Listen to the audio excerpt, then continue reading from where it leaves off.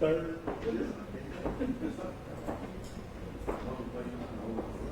It's at 7 o'clock.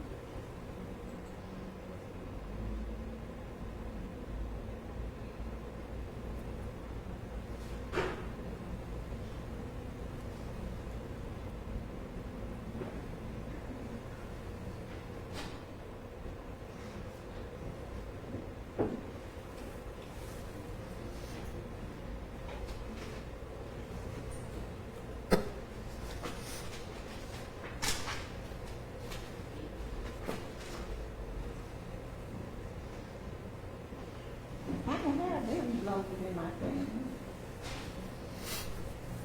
I mean, not loaded in my, what you call it. I got to type each and every last one of them in. Do some things.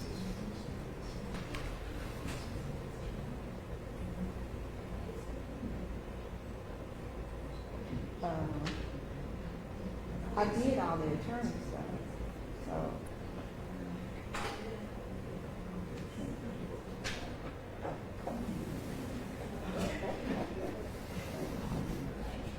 Well, Barry put it on motion, I would say, the attorney's gonna be attorney. I had already presented prior to Springer and Betty.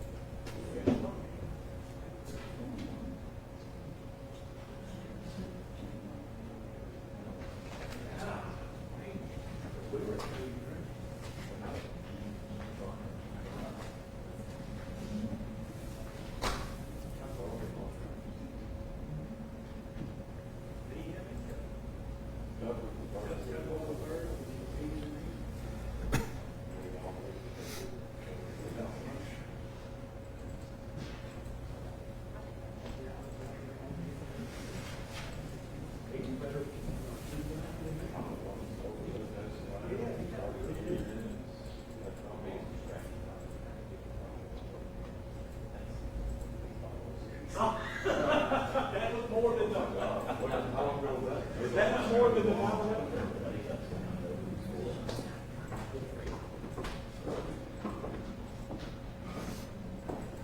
Remain seated. Court's in session.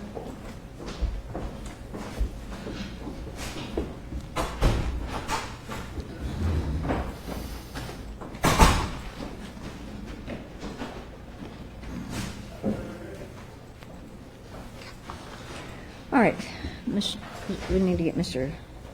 Cannon in here.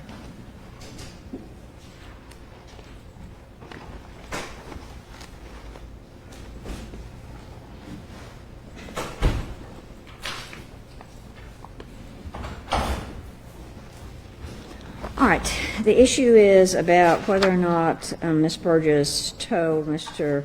Kavanaugh that she was afraid of the defendant. Now, there don't appear to be any specifics about that, how she drew that conclusion. And the state citing state of mind exception.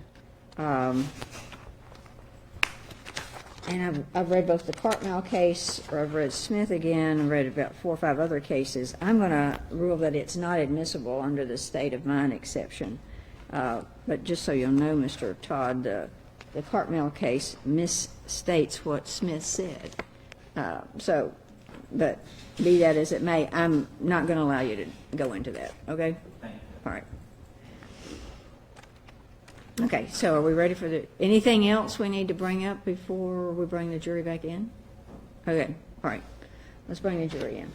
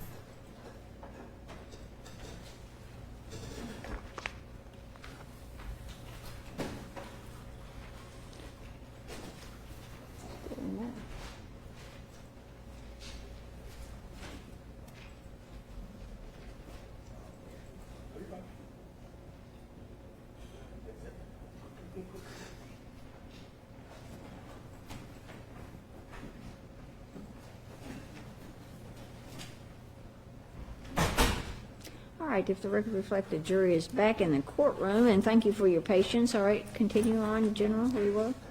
Mr. McCavanaugh, you had stated that you had watched Mr. Cannon pick up Tiernan at certain times. Yep. I want to direct your attention to a couple of months prior to May 23rd of 2014. In that time, how many times did you watch Tiernan being picked up? I would say 4. And where were you when you were watching these pickups? It depended. I was either looking from my windows out to her driveway, or, well, that was most of the case, or on my side of the driveway. When was the last time you spoke with Ms. Burgess? I think it was a Wednesday or Thursday. I'm just trying to remember, but I was helping her to activate the cell phone that she had, that she had purchased from a Dollar Tree. The serial number was not lining up, so they couldn't get the phone to work, and so I had to help her. So she had a new phone at that time, and you think it was the Wednesday before May 23rd? I think it was a Wednesday, yeah. It was either Wednesday or Thursday. I'm pretty sure it was Wednesday because I didn't have my boys yet, so. When was the last time you actually saw Ms. Burgess? That was, Would it have been that time? yeah, that was the last time. And do you recall what phone number that new phone she bought, what that phone number was? I still have it in my phone. Could you look, please? Sure.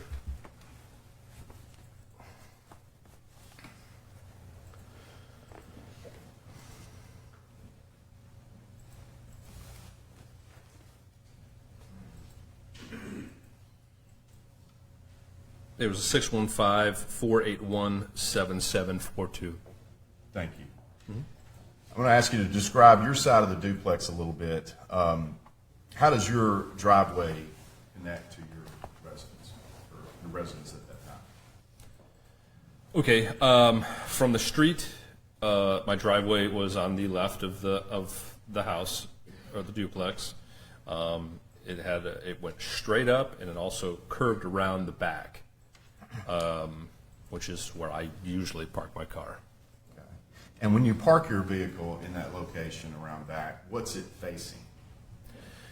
The front of my car would be facing 923B, the back porch.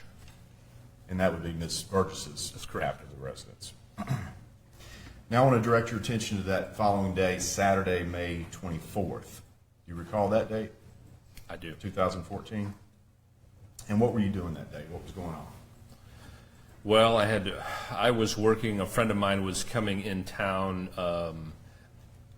I had recently been divorced, and this friend of mine that was visiting, she was a child psychologist, and I wanted to know how my children were doing during the process. So she was going to come down for a couple of days and go through some therapy sessions and just kind of see where they were at. And and I've known her for a million years. So she came down that day. She was there in the afternoon, and then she was going to see another friend of mine for a few hours and then come back. Was she going to babysit that night? Yes, With your two boys? that's correct. What time did you get to the residence that Saturday? For in the evening, or is that what you're speaking? Okay. It was around midnight. It was like 12:15 or something like that, 11:45 to 12:15. It was, it's my second job of the day, so. And that's what I was going to ask you next. Yeah. Where were you at prior to getting home? Were you working, or what was going on? Yes. Now, at the time you got home that Saturday night near midnight, did you have any information that Ms. Burgess was missing? No.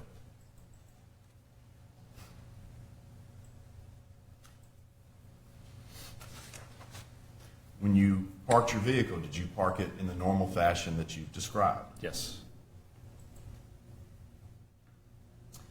And are there any lights, and excluding your car lights, are there any other lights that are on at the back of the residence normally at that time of night? Normally, no. For instance, some residences might have a security light. Was there anything like that? Yeah. Yeah, there was a porch light on my side and on Nikki's side. Were those on or off that night? That night, they were off. When you pulled into your parking spot, were your headlights on? Yes. Okay. What do you recall seeing? Okay. When I swung my car around, because that's exactly what happens, it faces, again, Nikki's residence, and there was someone on the back porch there that had jumped off the porch onto the other side of the duplex. Now, I want you to be really specific about that. What exactly did you see this person do? Okay, in more description than that? Yes. Okay, I'm sorry. How did he move? How did he?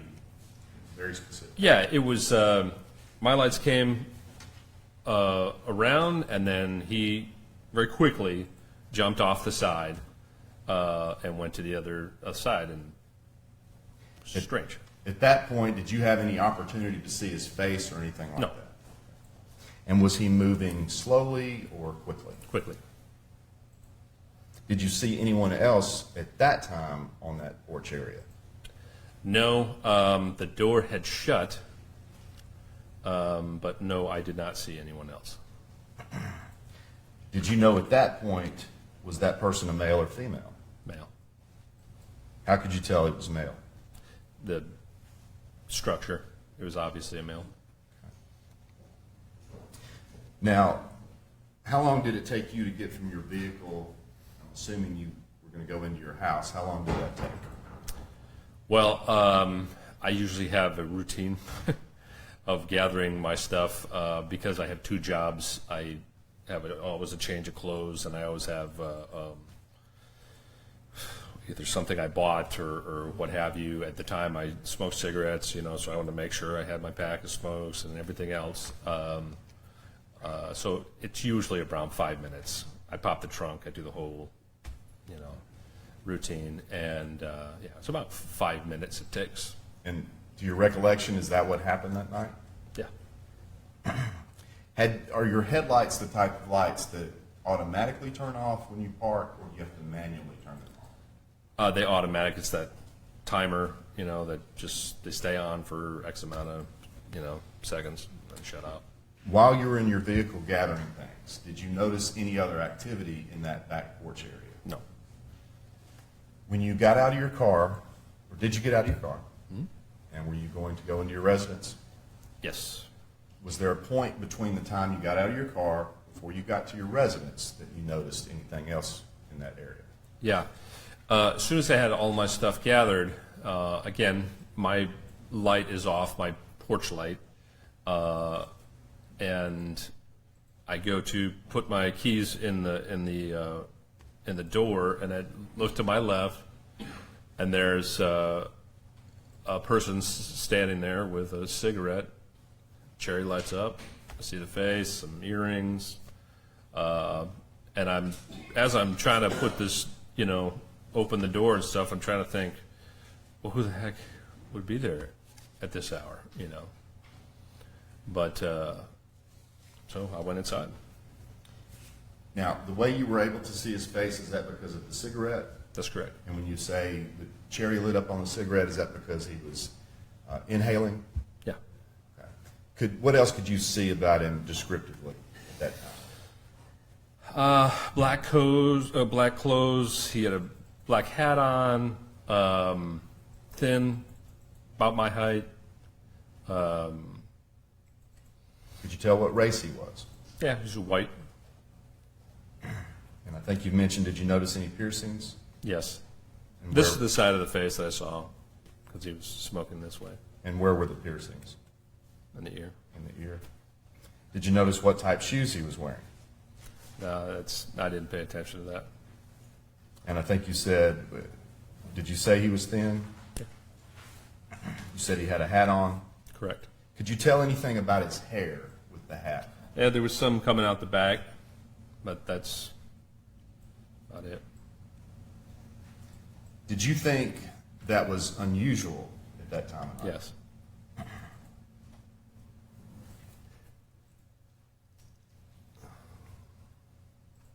At that point, did you see anyone else besides that person? No. Did you ever see more than one person in that area? I did. Okay, tell us about that. Well, again, this is not a whole person, but a head of someone poking out of the door. Were you able to tell whether that person was male or female? No. How were the two people interacting? Well, the lights stayed off. When I went back inside to put my stuff down, to say hello to the person that was taking care of my boys, and then I went back out to my car to get something else, and then there was this other activity of something being moved, and I'm trying to quick look and see what the heck that was all about, and it was just this very duffel bag, real big duffel bag, being pulled out, and there was one person on one end, and then there was another person on the end, and this is where I saw somebody's head kind of popped out. There was obviously two people trying to get this thing out of the house. Let's take the duffel bag. You said it was a large duffel bag? Correct. Can you be more specific? It was like a hockey type bag, except not as big. So you're talking like 4 feet or something at least a good size. Was the bag empty or full? No, it was full. What makes you think it's full? Well, it was hard for them to move this object. It was not an easy task, you can obviously tell. And it was just like, if you were to fill it with a bag of like that with sand, it would just really heavy. Did the bag have straps on it? Yes. How were the two people holding the bag? Were they holding by the straps or another way? No. Could you describe that? Yeah, that's why I mean by it was way too heavy to ever even, they weren't even carrying it by the straps. It was by one end, one person on one end, and another person on the other end. The person who was not in the doorway, was that the same person you had seen previously? Yes. And how could you tell that? It was just the same build, the same outfit,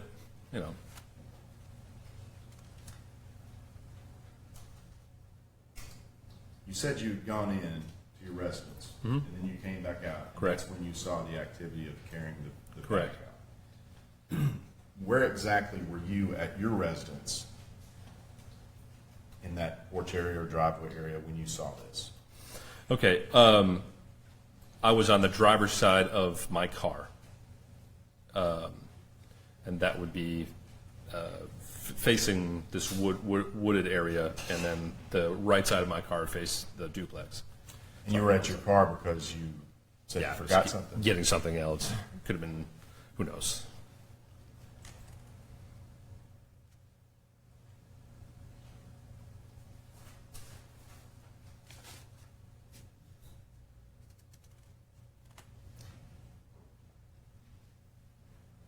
What did you believe was occurring at that time?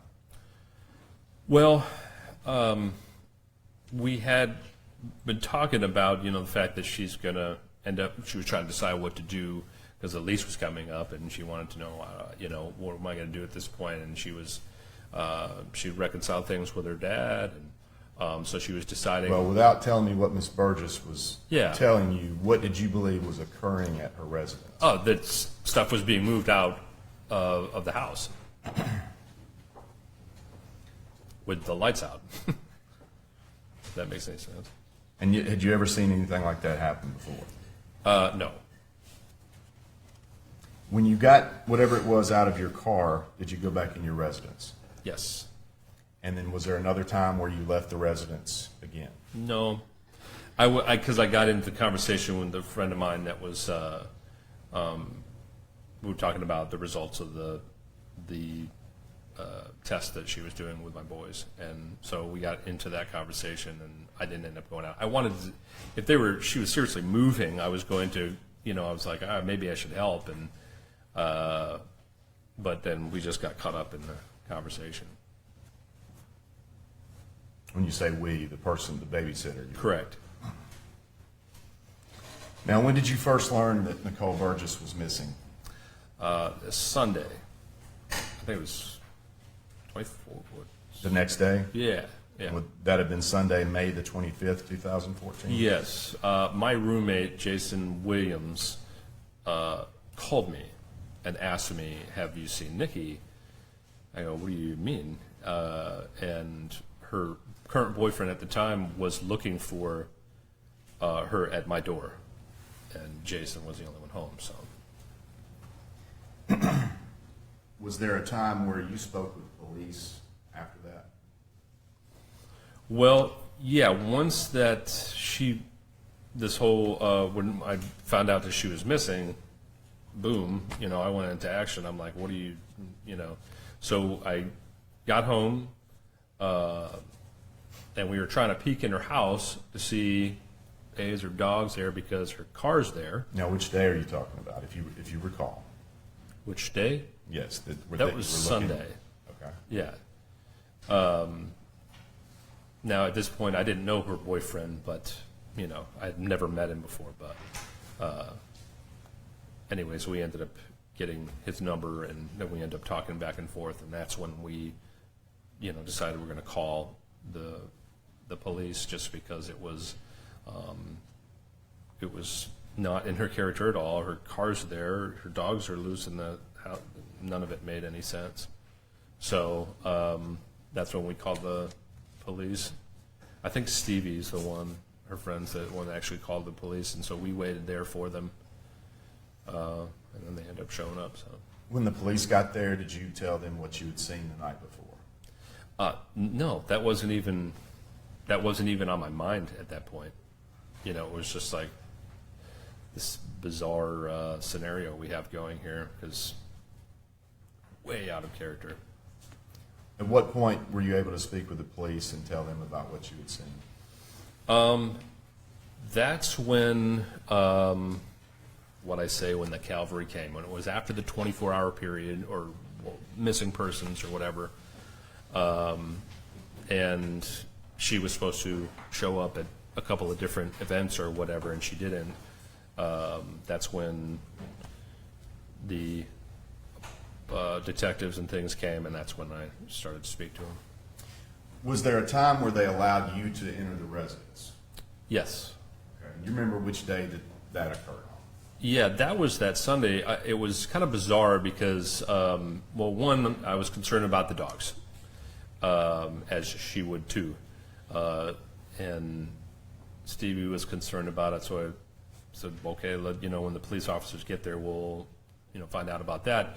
So they were able to get into the residence, and then they just kind of walked through, did whatever, and they said, okay, well, you can go in and feed the dogs or whatever. And I was like, are you sure? This is not because I know that this is way out of character. I know that this is really bizarre. So me going into that residence, I thought that this was a crime scene. Something is messed up here, Well, let me ask you this. When you went into the residence, what did you notice?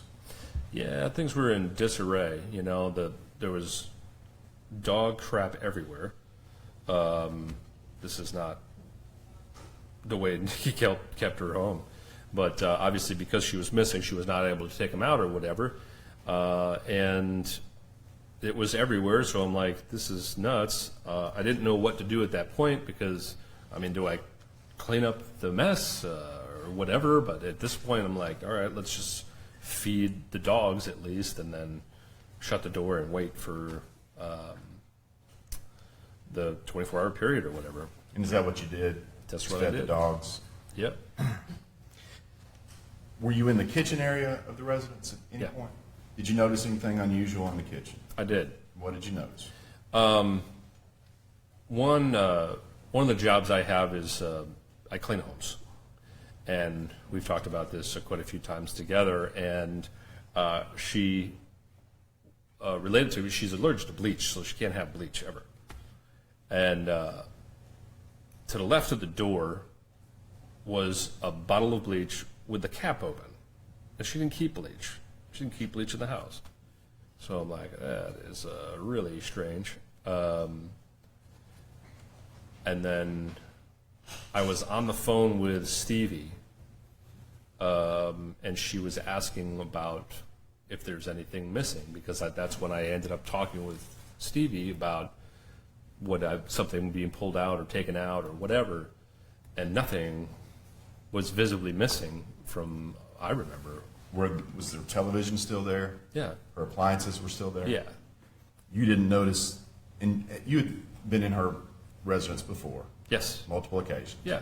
You knew what furniture she had. Oh, yeah. And you didn't notice anything as if there had been a burglary. No, but I'm trying to think in my head what was being moved out. That's okay. You know, Did you notice whether the door was the door broken into or? no. Okay. At some point in the next days or weeks, did the police, did you sit down and speak with any detectives? Well, they asked me questions that day when they arrived. I think that was Monday. I think it was Monday. They asked me questions then, and then they asked me to come downtown eventually to make a statement. So And did you do that? I did. And did you relate what you had seen on that Saturday night at that time to them? I did. At some point, did they present you any photographs of anyone and ask you to identify? Yes, because of the possibilities of who it may be. Well, let me ask it this way: did they present a photograph, one Yes. photograph? Yes. And were you able to identify that photograph? Yeah, when they first, I said no. You know, I don't. I'm a person about justice. If that doesn't line up with what I know and what I saw, that I'm not going to say that that was the person. So at the first photo that they showed me, I was like, no, I can't confirm that. So you can't confirm it. Were you no? Do you mean no? That's absolutely not the person, or do you mean I just can't From see? this photo, I can't confirm that. That's Okay. yeah. Was there another time where they showed you another photo? Yeah, they were trying to get another photo. They showed me another one, and then I wasn't. It was more of what I saw, but I couldn't confirm, and I'm not going to do that. So, Was there another time where not the police, but another time you saw either a photograph or a video? yes. Where something stuck out to you? When they finally, it was finally on the news, and then they were this location in East Tennessee where they were filming outside of Caleb's residence. As soon as the camera went on him, I'm like, that's him. That's the guy that I saw that night. What about that time when you saw him in that picture or video was like what you saw that night? Rephrase the question. Yeah, you're right. That's a bad question. What characteristics were similar to the person you saw that night? Yeah, you could tell. I could tell that the hair was the same. I could tell what the whole thing kind of came together with the facial, just be recognizing exactly his face and the body type. And In one of the photos you had been shown before, what hairstyle did the person in that photo have? yeah, it was like a mohawk, mohawk with, a bunch of the piercings, I guess. But again, that was the side that I saw was. I didn't see, the head on, but so I couldn't confirm. I wasn't going to confirm that was him. Okay.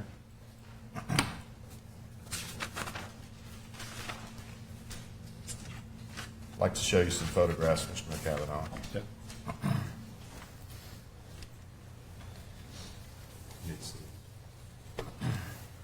And this will be A, Your Honor.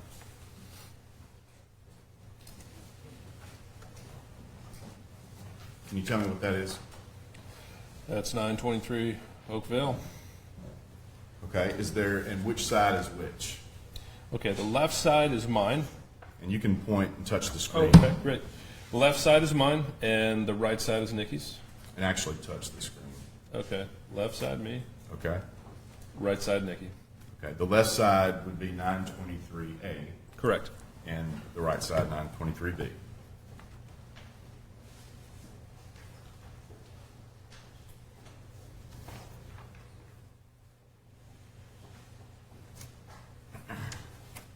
And again, is this just the same residence but a different view? That's correct. This side right here is my side. Okay. It's and my what's- driveway that went up around here, so. Okay, you're indicating that your driveway goes straight up a hill and then hooks to the right. Yeah, there's a little piece that goes up, and then there's a piece that goes off to the right. That would be B, Your Honor.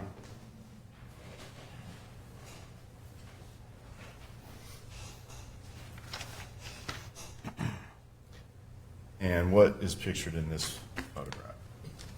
Okay, so this would be Nikki's back porch right here. The driveway that I came up in is right here. It would swing around and face this way. Okay. And is the door to enter your residence, is there a door to enter your residence on the back side of the Yes. residence? Yeah, the door is right here.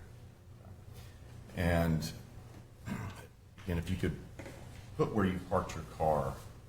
Okay, well, the driveway is right here. It's like comes on the backside and then swings around this way. All right.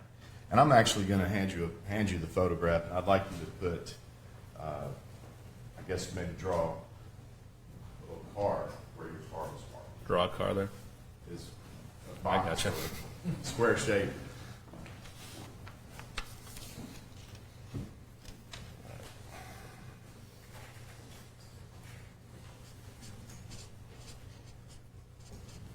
And maybe put your initials right there. Gotcha.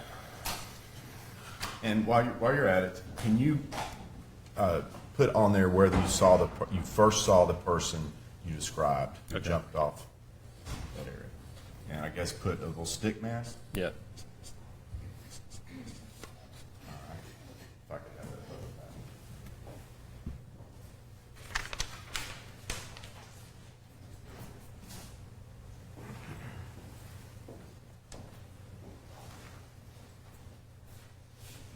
Okay, so it appears right here you've drawn what could be a little car, and that's where you were parked.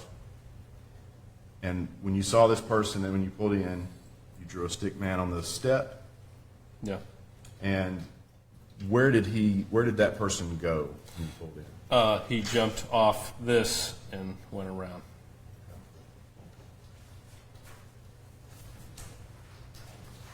Let's see.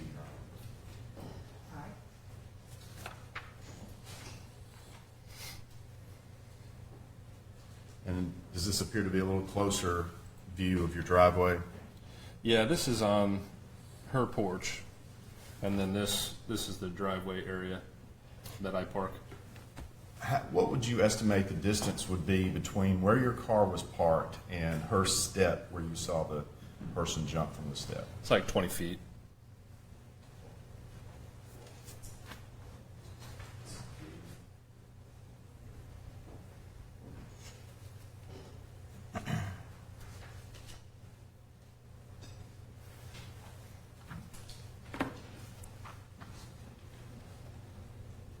This will be E. And what does this show? This is the back. This is Nikki's porch. And if you could just point again from that angle where you saw the person, Okay. touch the screen, Yeah, right here. and then draw an arrow of where you saw him go.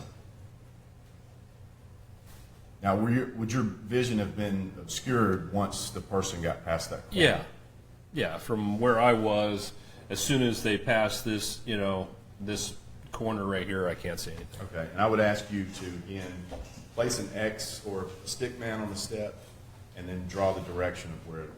Sure.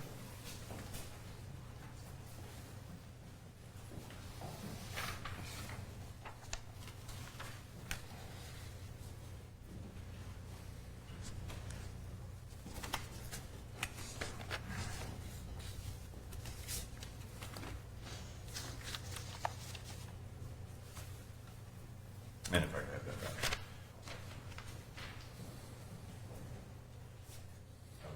If you would initial out as well.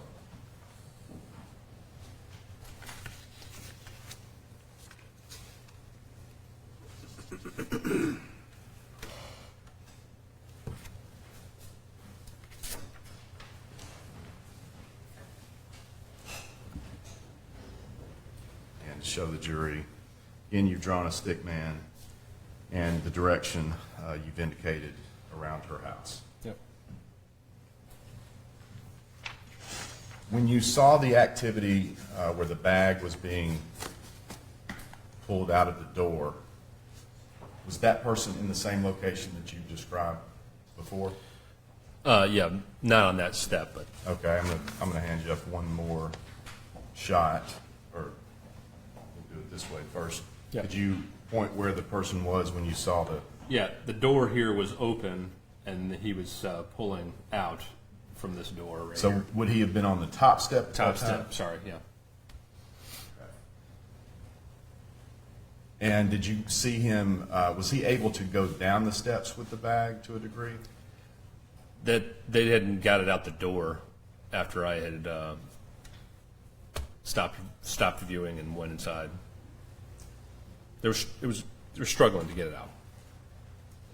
At what point could you tell the bag was what you described? I believe you described 4 feet. Yeah. At what point could you tell how long the bag was? Because of the size of the size of the one side that was being carried, you obviously knew the size of that bag. If it was this, I mean, it's not going to be this big. It's going to be this big because of how it's being handled. Okay. And just to clarify, when the bag was being pulled out the door, were you able to see that second person No. at the door? It just the head popped out, but it was too dark to be able to see. And I'm just going to hand you this back and again, draw where you saw the person with the bag Sure. and initial.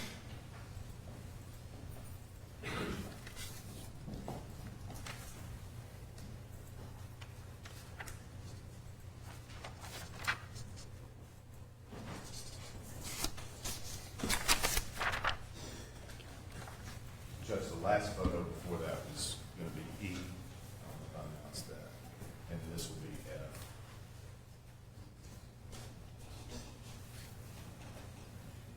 And again, you've indicated on the top step, and you signed or put your initials underneath, correct? Yep.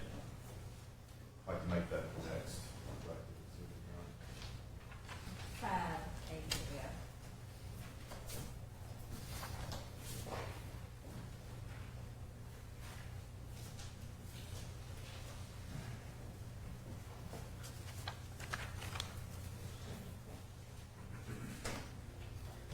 Mr. McCavanaugh, I'm going to ask you, do you see the person you saw standing in that porch area, in the area of Nicole Burgess's residence, the person you've described as pulling the duffel bag out of the house?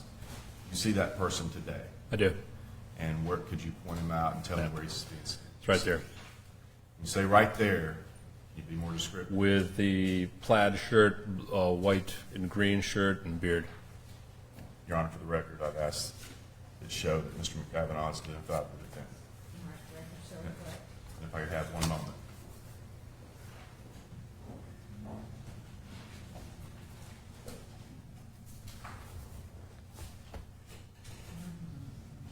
Those are my questions, Your Honor.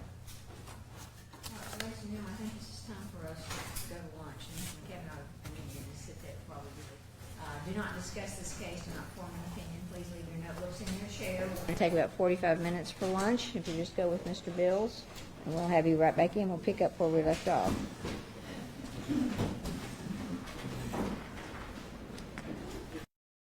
You knew her habits and her routines. I think in your police investigation, you said you knew what she did and when she did it, I think were the words you used. Is that correct?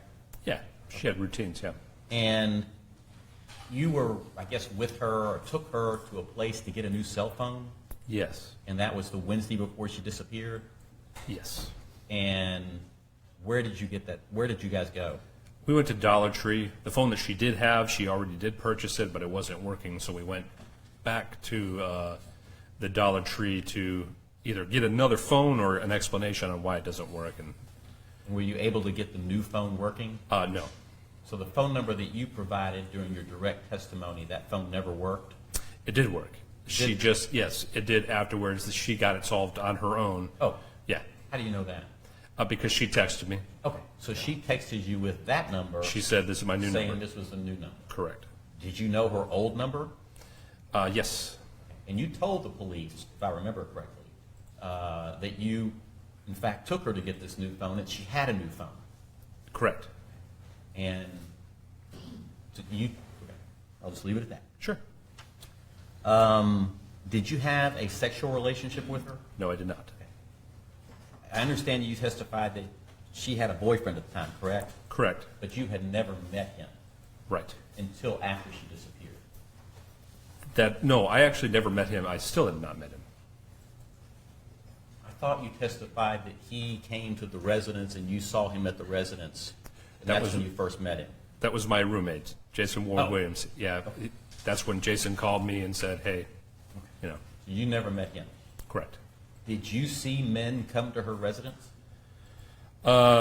No, just she had one other boyfriend during that time. It was a very short period. They come hang out for just a little bit, but that was it. How long before she disappeared did she have that boyfriend? Couple months. A couple of months? Yeah, it had been a couple months. It wasn't a serious relationship or anything. It was just they hit it off, and it was just not Do good. you for remember either. that person's name? I don't. I remember what they looked like. There was a nice guy, but What did he look like? he was a shaved head, bald, tall, had a piercing right here. But Did you give this information to the police as well? I don't remember that.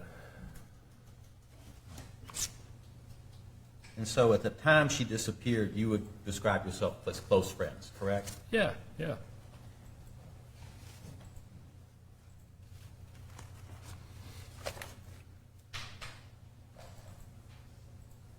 How many times do you think you had been in her residence before she disappeared?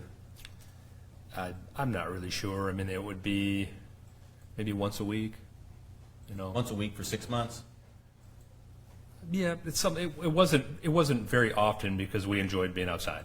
So there was, But if it was raining, you were familiar with what she had in her home, Yes, correct? yes. So I think in direct testimony, you would be familiar to know if anything was missing, as Mr. Thurman asked you, correct? pretty much, yeah. I mean, yeah. Was anything missing? No. There was a small filing cabinet, just a small black filing cabinet that was supposed to be there in the kitchen that wasn't.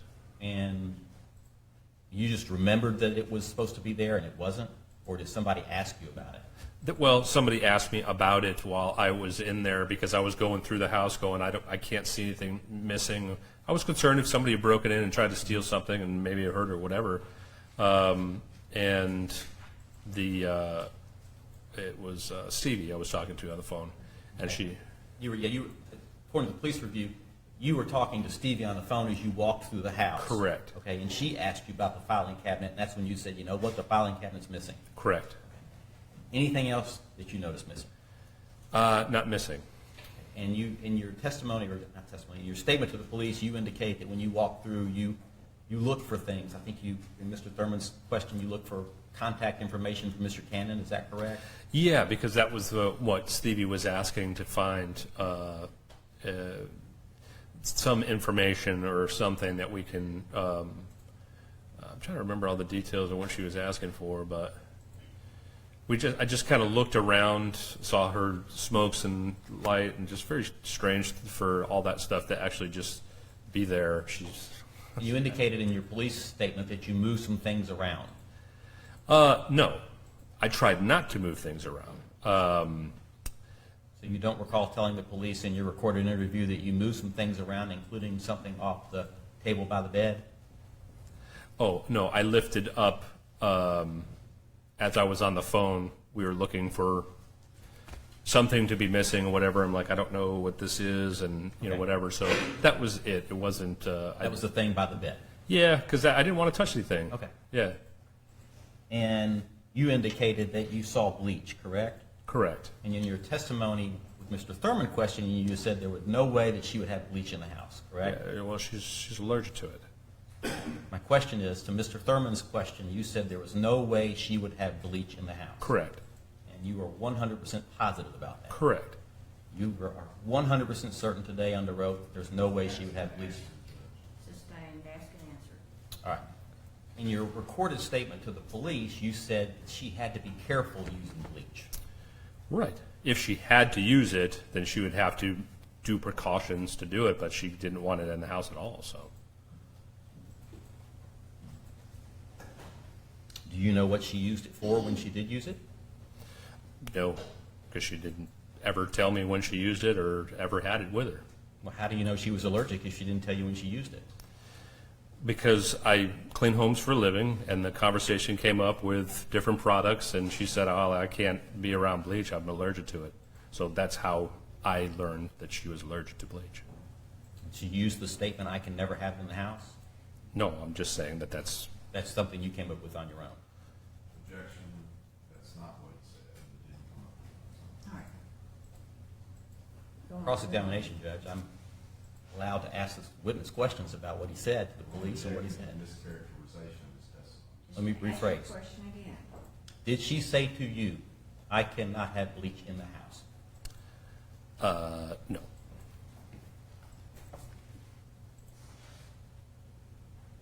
In your statement to the police, you said, quote, her pinup days were over. Remember that? I do. What did you mean by pinup days? Well, she was a pinup girl for a while.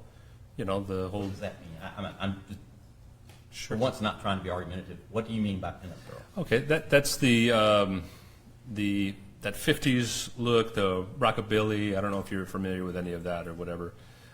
They take photos on cars and, you know, just pictures and different types of outfits that are kind of modern / 50s or whatever. And it wasn't, she was very good at it, you know, perfect person to do it, but she got out of it, so. So she was a model, Yeah, okay, and she took photographs of her with cars or? yeah, different, yeah. I want to talk about your interaction with police, sort of like in chronological order. Okay. I know that you did, last time you saw her was the Wednesday that you went to get the phone. Correct. And then the next time you noticed something was that Saturday, correct? Yes. When did you first have contact with Metro Police? Any police officer, uniform, not uniform? It was that Sunday where I got the call. I ended up going back home, and we tried to look through the windows, and we're like, okay, well, she's been missing for a while. This is unusual. Let's call the cops. And that's when, Who was present that day? with me, Yes, my roommate, yes. a friend of mine, and that is it. I don't know if you were, but were you there when a female police officer came and went to the home? And Yes. Okay. Yep. Was that Sunday? Yes. So when the police called, a female uniformed police officer came? And a male officer, older. I don't remember who he is, but there was two officers. Two. That's correct. Was the male officer in uniform? Yes. And do you remember their names? No, I do not. And who gained access to the home? They did. They went through the back window. It was fortunately unlocked, and they went through and looked through the whole place. And And do you remember what time of day this was on Sunday? I don't. That was more like afternoon. Okay. So it's still daylight. Oh yeah, yeah. And so they walked through the home, and then I guess they came out and said, do you want to come in? Yeah, they said, well, you know, she's not here in anywhere or whatever, and we were concerned about feeding the dogs at least. So, Okay. So they invited you and your roommate and somebody else in? well, yeah. Yeah. It just to come on in and feed the dogs. Okay. So- So at that time, there were 5 individuals in the home? No. They were going to leave, and I was concerned because to me, it was a crime scene. So the police left you and your roommate and your friend alone in her home?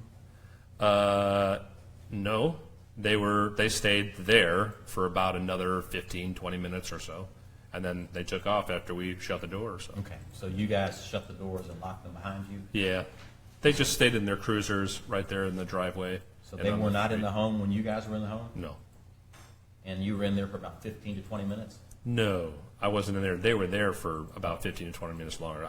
I was there maybe 5 minutes, maybe. And when was the next time you had contact with the police?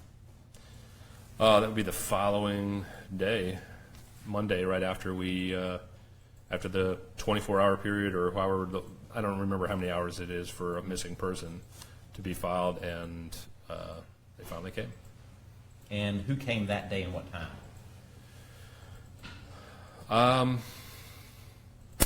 It had to have been in the early afternoon, maybe 3 o'clock or so. It had to have been because I had just got out of my first job.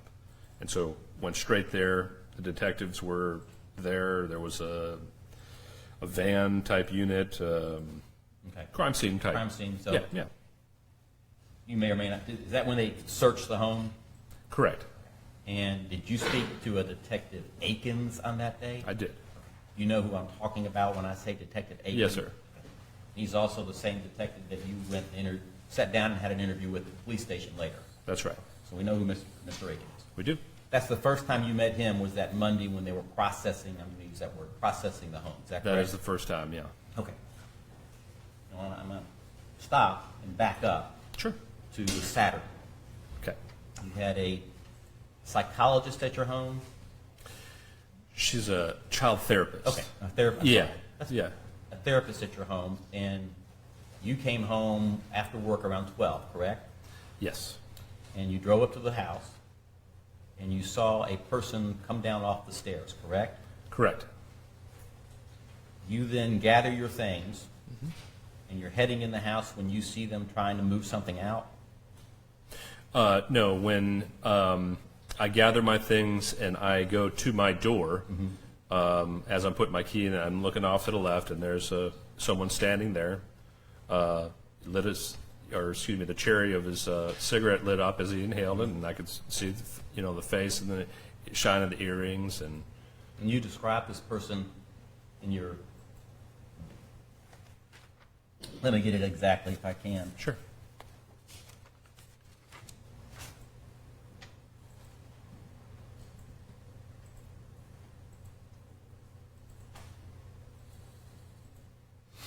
Skinny male, Yes. correct? Correct. And that's basically all you tell Detective Aiken on that Monday. Okay. And is that correct? I mean, I don't remember all the contents on what I said, but When you saw the skinny male with the cigarette, yes. is that when you saw the face? Yeah. And today you testified that they had no facial hair. Right. No, there was when it lit up, it was more of a, you could see, the features, the eyes, or whatever. But it is 20 feet. So I was able to tell that it was certainly a male, and certainly then. You testified today no facial hair When did I say that? when Mr. Thurman asked you the description. Um, And you also told me, I never asked that question, so when you described him to Mr. Thurman, you said he was a male white, correct. and you did not say he had facial hair. Okay. Yeah, it wasn't asked, so I didn't. Yeah. In your interview with the police, you told the police he did not have facial hair. Do you recall that? I do not. Would it refresh your recollection to hear it? Oh, sure. Okay, let me just, I've got to be more specific with you to be fair with you. Yeah. You gave multiple statements to the police. Correct. The first two patrol officers, I'm not talking about them. Okay. I'm not talking about Detective Aiken at the scene, Talk about downtown. right? I'm talking about when you go downtown and give a sit-down with Detective Aiken. Okay. You do not recall telling Detective Aiken the person did not have facial hair. No, not off the top of my head, I don't remember, but if Let I me said it ask or you, not. did he or did he not have facial hair? He did. It was, I wouldn't say full. Okay. Yeah. So so if you told Detective Aiken in the interview that he didn't have facial hair, that would be incorrect? I guess that part, I guess I don't remember.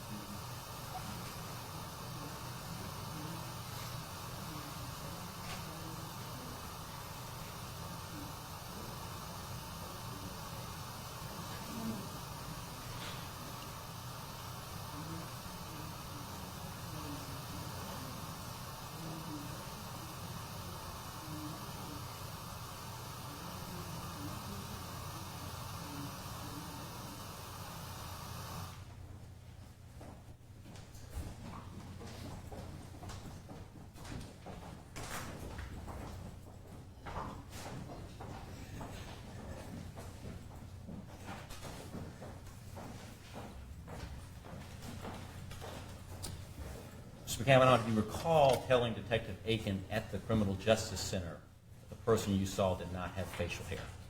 I don't recall it, unfortunately. No.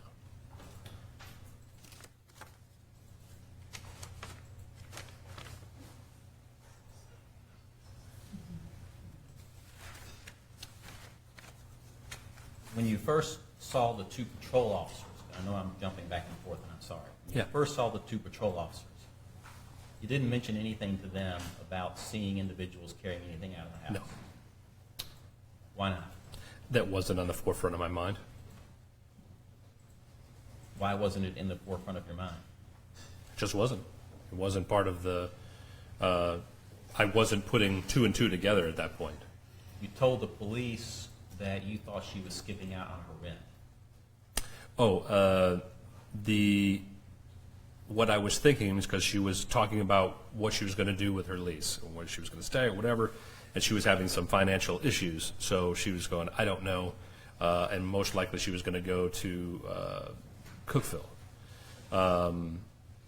And seeing as though the last time I talked with her on that Wednesday with the phone, she was upset. She needed, she was hurting financially and she needed to figure out what to do. And I thought she may possibly be moving, stuff in the middle of the night. And I thought that was really weird, not of her character, but that was what was in my mind, at least at the time.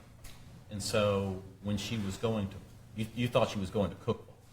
Yeah, that's what I thought. Yeah. And you didn't tell the police that came that, hey, she may have moved to Cookville? No, that wasn't.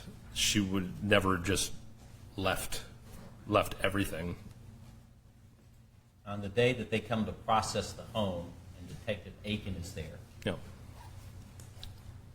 You recall Detective Aiken asking you if you could identify either subject that you saw that night, and you stated that you would not be able to. Correct. That's what you told Detective Aiken. That's right. And this was 2 days after it occurred. Correct.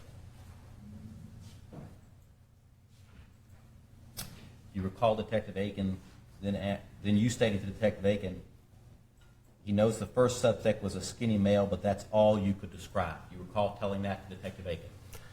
I do remember that. And then you recall Detective Aiken asking you, have you ever seen Mr. Cannon before, or if you would recognize him, and you answered no to both. Well, it was because it was from the car. Do you recall answering no to both? No, I don't recall.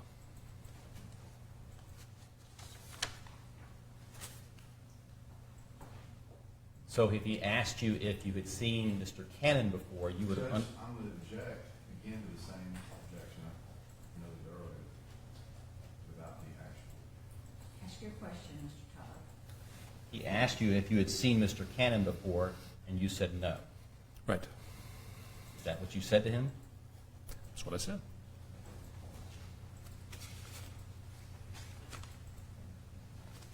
How many times have you reviewed this case on the internet? Reviewed? Looked online about the stories? No, just initially when maybe it was like News 2, I think,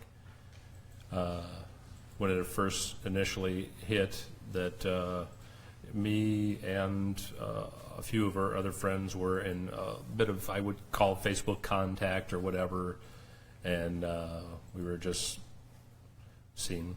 And there were multiple footage. postings online about the investigation, correct? I'm sorry, repeat There that. were multiple postings online about the investigation, correct? Objection to sending back on that, Judge. Rephrase your question, Mr. You Todd. said that you looked at things online, correct? Yeah. I'm sorry? Yes. Okay. What did you look at? The postings that we had, there was a trying to find Nikki. Did There- people post news reports? Yeah. Did people post documents? Documents? No.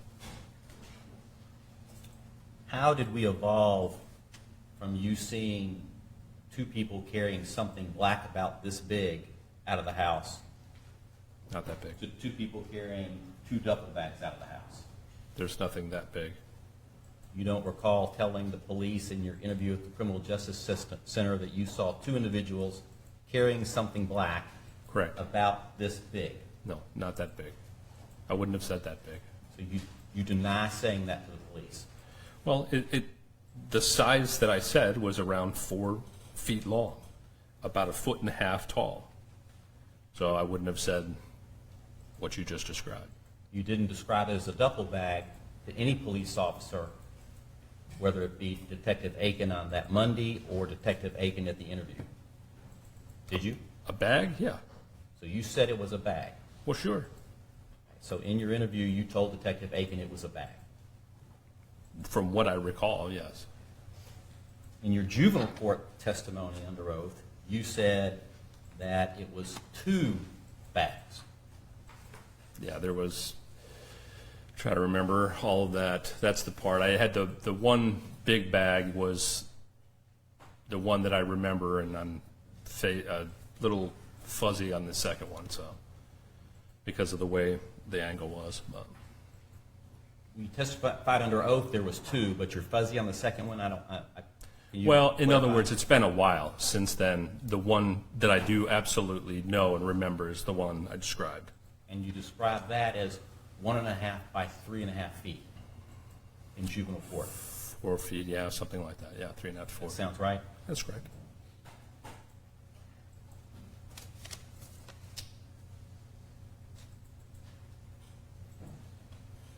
And you've given interviews to the media on this case before, correct? Correct.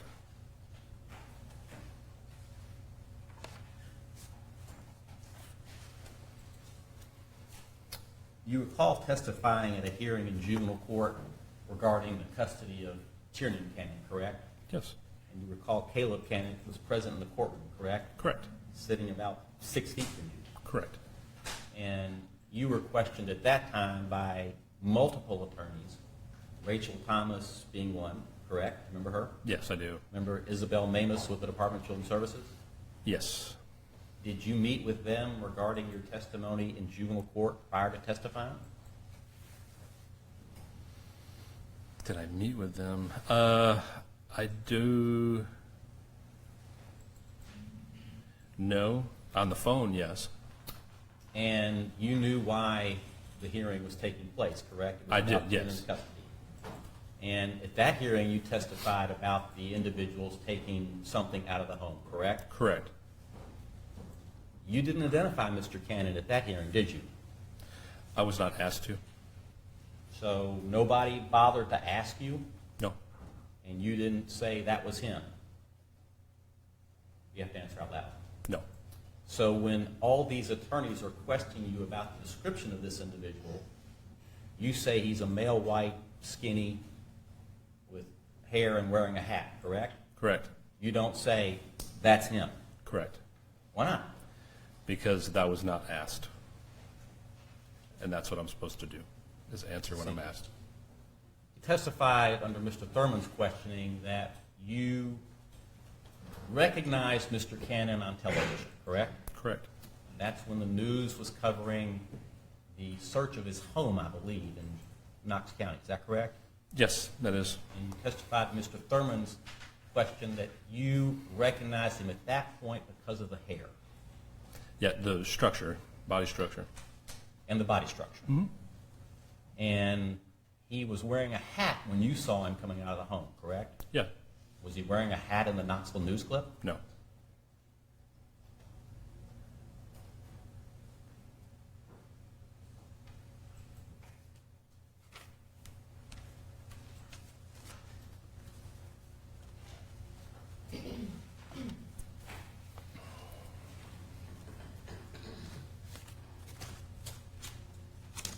Moment, Your Honor.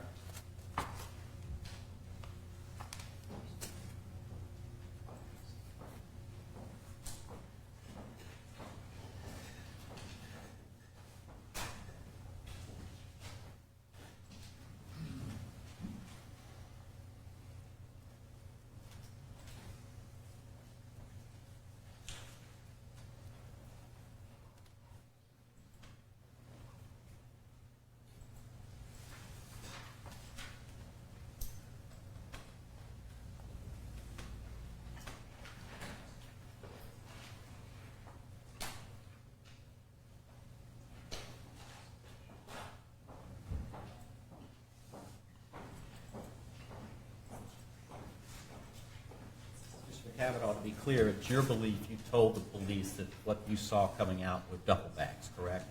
Correct.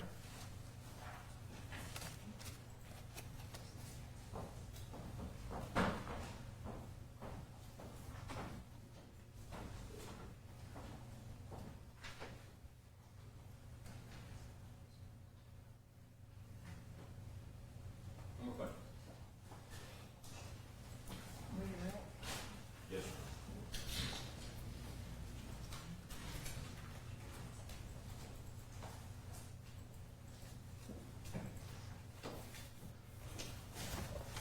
Mr. McCavan, I want to direct your attention to your interview with Detective Aiken.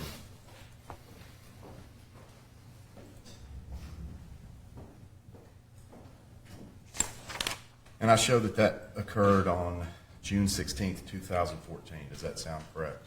Yeah, that sounds right.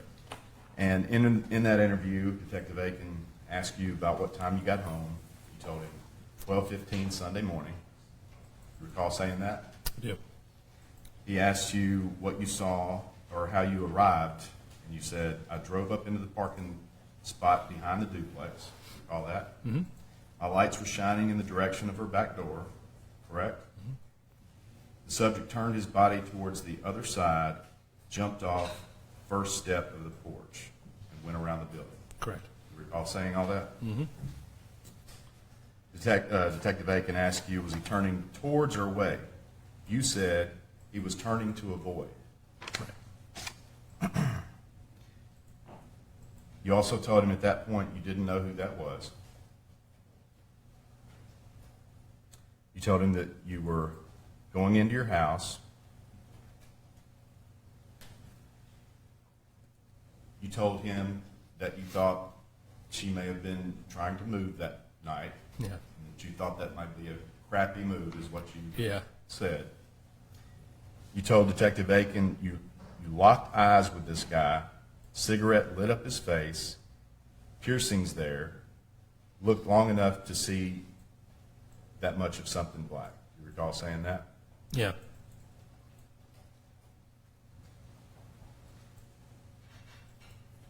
You told Detective Aiken you saw two people, correct? Correct. You stated both were wearing black. Correct. You saw one was tall, about your own height, and you saw someone poke his head out a bit from the house. Right. I don't know, just to confirm, I don't know if it was he or her at that point, because you can tell just with the head popping out. And Detective Aiken asked if you could tell what was being moved out. He asked you not a chair or a table. You said no, not at all. Right.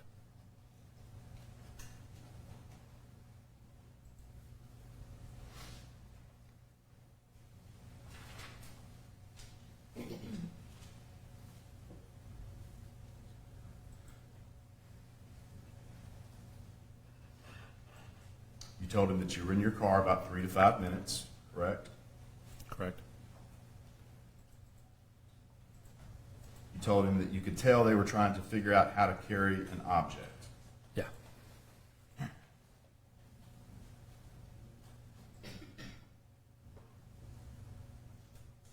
told him the first person you saw was male and white.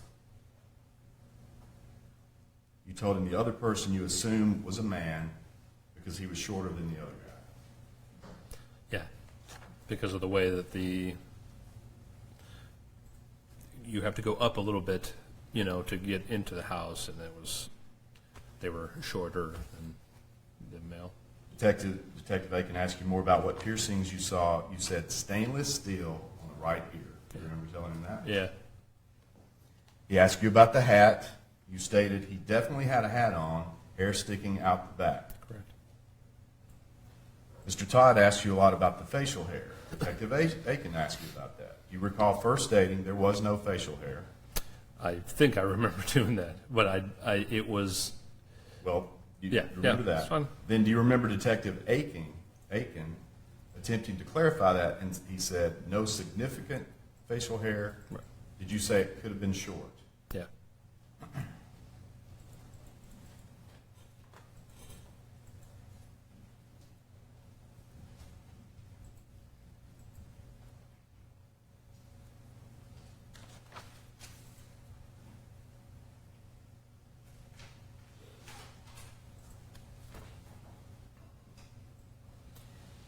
He asked you about seeing the Channel 2 news story Okay. in that same interview. He asked you about the man who was pictured in the backyard, and he asked you believe that to be Caleb. You said, yes, if you put the hat on this guy, totally. Yep.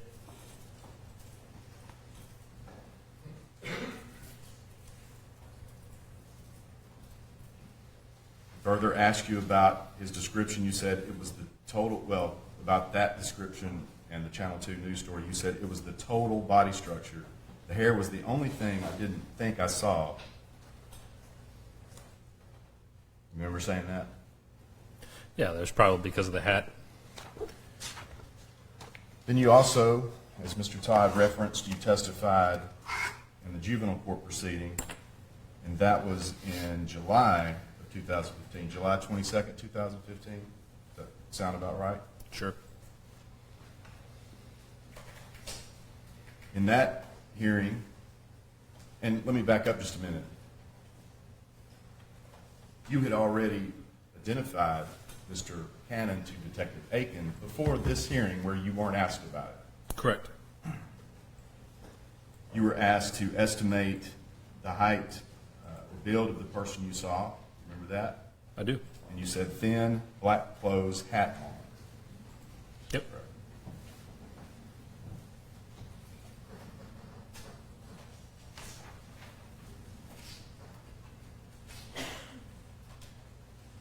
He asked you how you concluded, or someone asked you how you concluded that the bag was heavy, and you said because it was a struggle. Yep.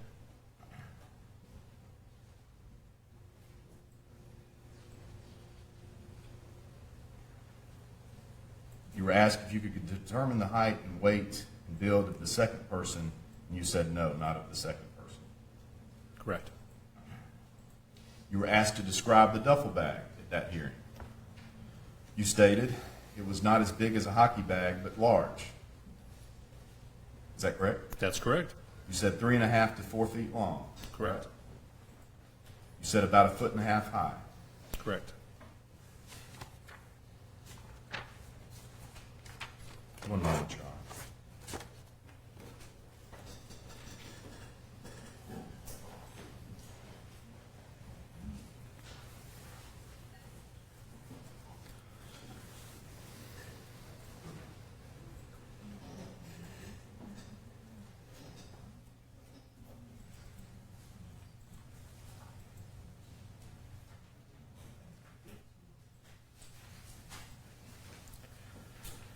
You were asked about the filing cabinet. Had you actually seen the filing cabinet that Stevie was talking about prior to Stevie telling you? No, this was something that she knew about, and I mean, I wouldn't have called it a filing cabinet just because of the size of it. What was the size of it? It was just, like a Tupperware, couple drawer thing, yeah. Is that how she described it to you Yeah. when you were looking for it? Yeah. And it's been quite a while since this occurred, since that day. Mm-hmm. And you had mentioned that you recall seeing the police van in the driveway. Oh, sure. Are you absolutely, you don't know the exact date of when that van was there? The van? Correct. No, I don't. And if I could just place a photo up here.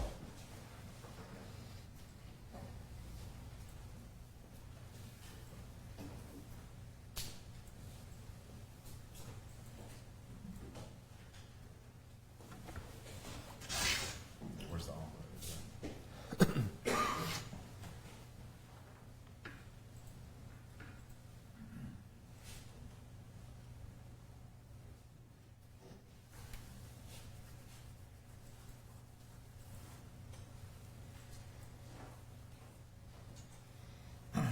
Can you see that okay? Yes, sir.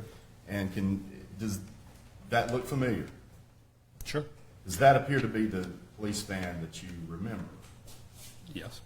Okay, so you wouldn't argue that whatever day that police van was there would have been the day that you were referring to? Of course. Yeah, that was the only day that was like that. One moment. Those are my questions. Did you want to make that photo an exhibit? Yes, John. Like that. Exhibit 6.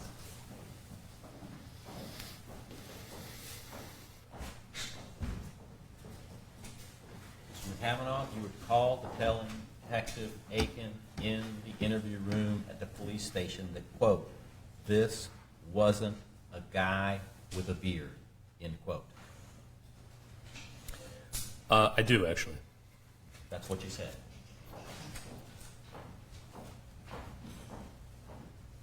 Mr. Kavanaugh, is there a difference between a beard and facial hair? Yeah. And how do you even? Well, if it's covering, a beard is a good old thick, Let me ask you this. If you are clean shaven, yeah, but you don't shave for a couple of days, 3 days, correct. would you consider that as having a beard?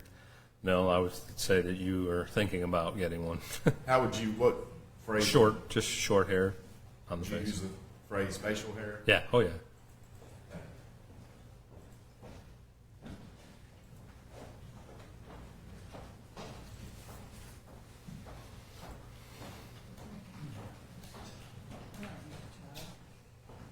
The picture you saw on the news, Yes. did the person have a beard? They had short facial hair, yeah. person have a beard? I wouldn't consider it a beard. Thank you. Well, I'm here.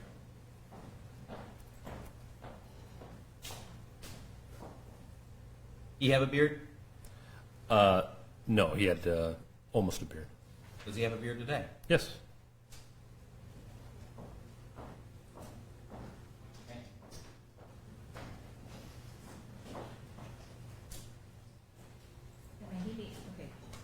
Judge,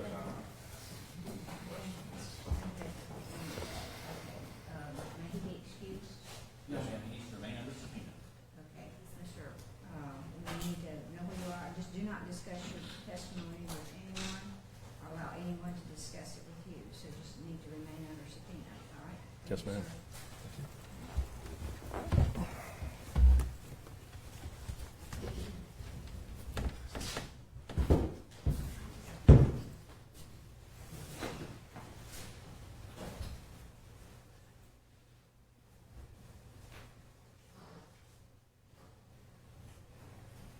Next witness. please would. I didn't hear the name.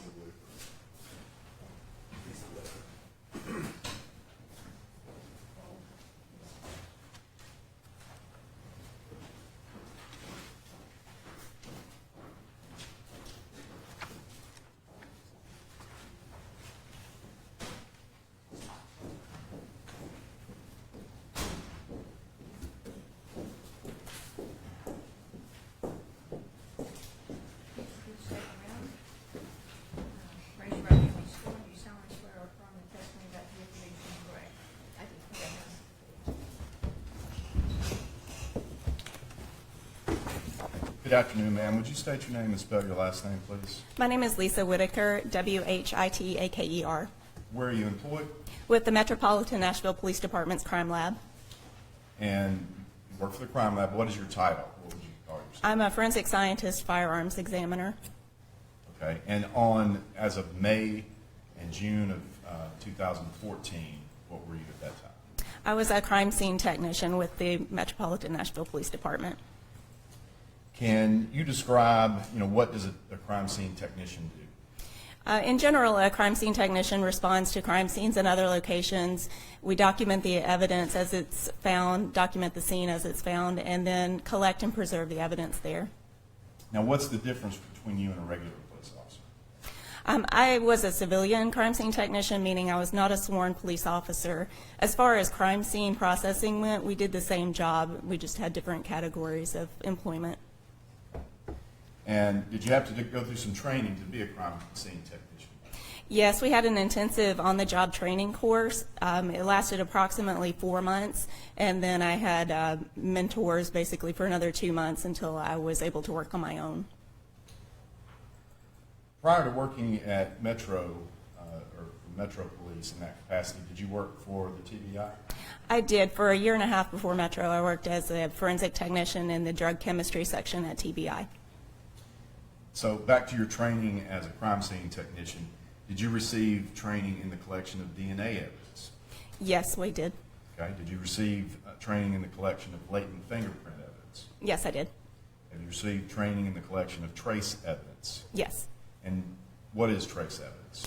Trace evidence would be normally very small pieces of evidence, even microscopic evidence that are not evident to the naked eye but can still be collected through various means.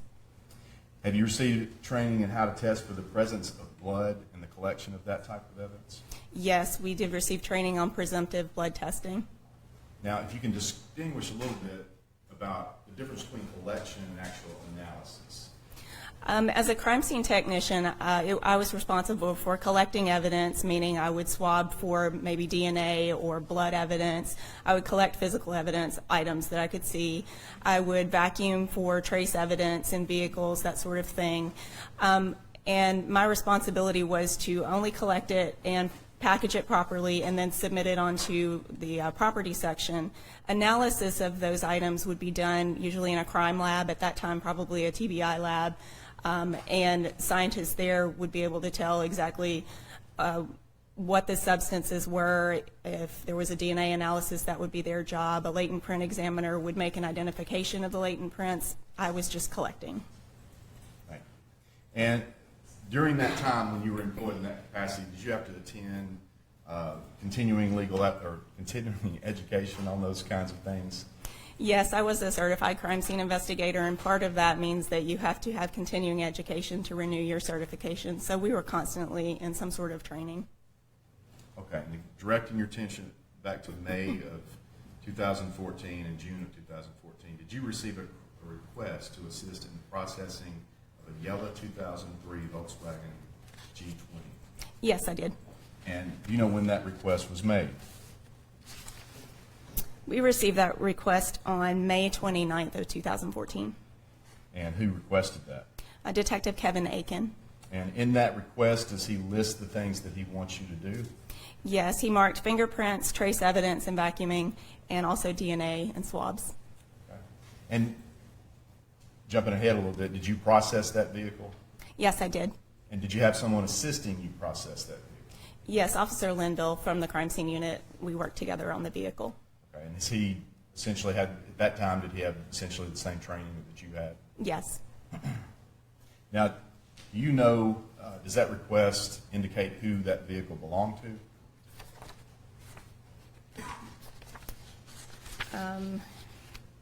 Yes, on the vehicle hold report and the towing report, it listed Nicole Burgess as the owner of the vehicle. And do you know the location of where that vehicle was removed from and taken to you? Well, we'll get to that. Do you know where it came from? Yes, the location towed from was 923 Oakvale Drive in Hermitage, Tennessee. And also, just for clarity on that request, does it list the VIN and the tag number of the vehicle? Yes, it does. Now, what date was the vehicle actually processed? We began processing on May the 30th, 2014, and completed it on June 3rd. Okay, but it arrived there on the 29th That's correct. of May. Now, tell me where does this processing take place? Our offices are located in the North Precinct Crime Lab building on Myatt Drive in Nashville.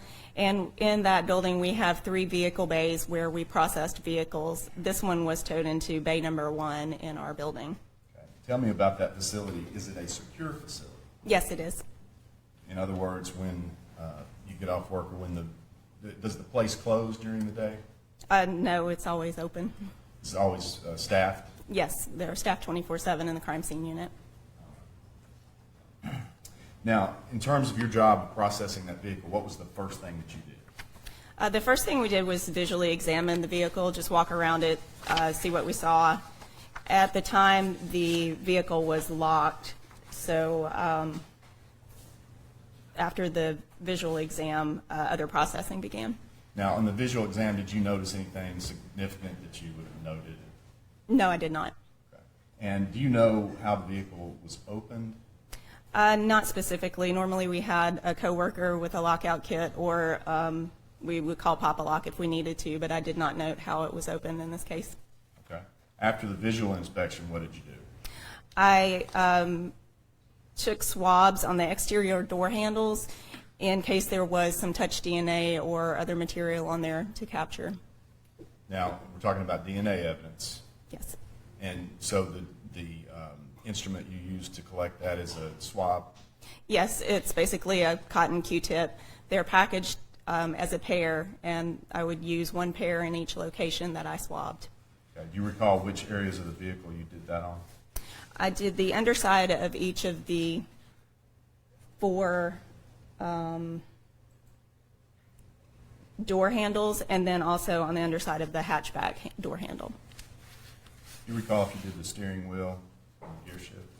I did continue with swabs after it was unlocked, and I swabbed the gear shift, the steering wheel, and the interior door handles as well. Now, after you take those swabs, what do you do with them? I placed them back in the packaging that they came in. Sometimes I used a swab box as well. I labeled those with the complaint number, the date and time that I collected the swabs. I put my initials and the location where the swab was taken. Okay, now, you mentioned a complaint number. Explain to the jury what a complaint number is. The complaint number is the numeric identifier that we associate all of our evidence and photographs and other items with a specific case. And so those swabs, you would have labeled, put the complaint number on there, and any other identifying information that you collected it. Yes. And where do you take that then? Eventually, all of the evidence that I collected went to the Metro Property and Evidence section. Okay. And is that facility, the Metro Property section, is that a secure facility? Yes, it is. What did you do after the DNA processing? I also processed the exterior of the vehicle for latent prints. I lifted latent prints from those locations. And then after it was opened, I developed latent prints from the interior of the vehicle. Okay, and if someone doesn't know about latent prints, explain what you're looking for and how you collect it. Okay. How are they, we know kind of what a fingerprint is, but how does that work? The latent prints are the ones that you can't see without enhancing them in some way. So I used powder that adheres to the moisture in a fingerprint. So I use usually a brush or a mitt or something to apply powder to a surface. It's a black powder, so then that allows me to see an actual fingerprint that I couldn't see before. When I find one that I can lift, I just used simple tape, pulled it off of the surface, and placed that print on the tape onto a card, or fingerprint cards. Each fingerprint card has information that I fill out with the complaint number, my name, the date and time that I collected it, and on the cards we had a diagram already on the card, so I could just mark on the diagram where I collected from a vehicle, or if it's an item, then I can do a rough sketch and mark roughly on the item where I collected that print. Now, just because someone touches something, do they automatically leave a print on an item? Not always, no. And what are the factors conducive to lifting a good print? The surface that you touch is a major factor. If you have something with texture or it's a porous surface that would absorb the moisture in your fingerprint, I wouldn't be able to apply powder to that in order to be able to lift it. Texture items will break up the fine detail of the fingerprint that's necessary for identification. How you place the fingerprint is also important. If you have any movement in your fingertip when you place the print, that could smudge it and destroy the fine detail. And on the vehicle, were you able to develop any latent fingerprints? Yes, I did. And do you remember which areas? I would have to look at the individual print cards to know the exact areas, but I did note that I lifted them from both the interior and exterior surfaces of the vehicle. And again, you labeled those items. And now, are those sent to the property room, or do they go somewhere else? At the time, I don't recall, our policy changed. We originally submitted them directly to the latent print unit, the identification examiner unit. Later, the policy changed where we would submit them to the property room first, and then they would go to the print examiners. Okay, I want to show you some photographs of that vehicle. Now, did you and Mr. Linville switch up duties on the photography? Yes, he photographed one day, and I photographed a second day. And have you reviewed his photographs? I have. Okay, and I'm going to show you his and just ask you if this is what you saw when you process more of the items inside the car, correct? Yes. Okay. And this will be A, Your Honor. And this is a picture of a document, and just tell us what that is. The ID photo work order is something that we took at the beginning of each scene or each investigation that gives you the complaint number, the type of call, the date, the time, the name, who requested it, the item or items that you're photographing, and the location, and also the victim name. And again, this indicates that Officer Linville took the photographs, correct? Correct. It'll be A. Do you recognize that? That's the Volkswagen that we processed in Bay 1. That would be B.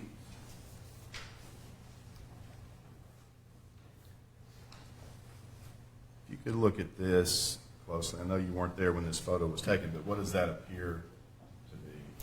That's a photograph taken from the outside of the car through the windshield. You can see the steering wheel and a bag in the front passenger seat.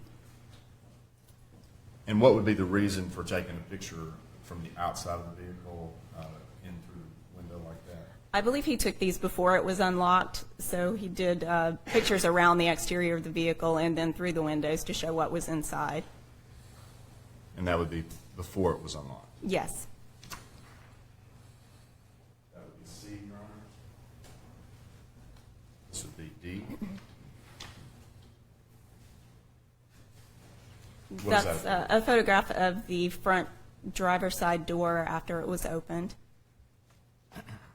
And did you have, and obviously, when you collected items from inside the car, does that appear to be how that looked prior to collecting the items? Yes, it does. E? I believe this is a close-up of the items that were in the front driver's side door pocket.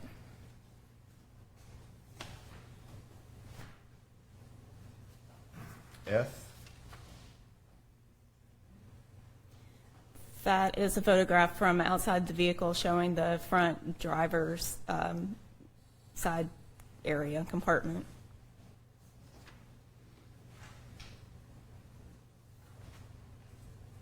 G? This is a photograph, I think, of the back seat of the vehicle. And would that be from the driver's side or from the passenger side? I believe that's from the driver's side. And what do you see that is contained in the back seat? Various items, it looks like clothing. Can you tell, does that appear to be male clothing or female clothing? I see one undergarment that appears to be female.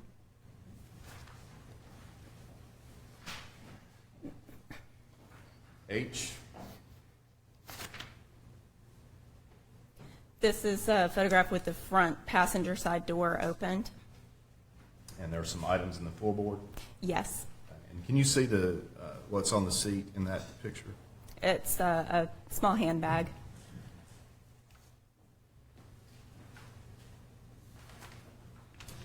I? That's a close-up of the front passenger door, the interior.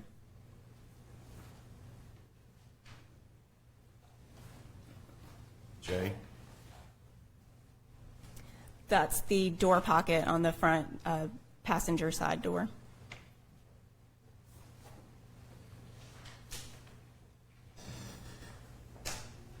K? That's the front passenger compartment where you can see the seat and the floorboard. And again, we see the pink item in there. It's a purse. Yes.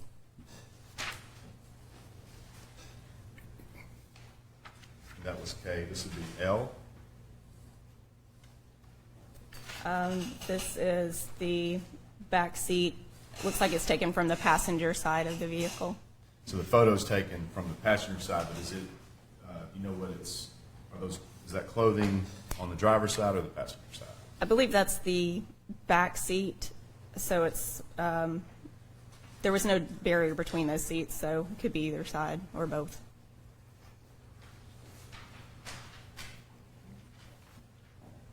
M?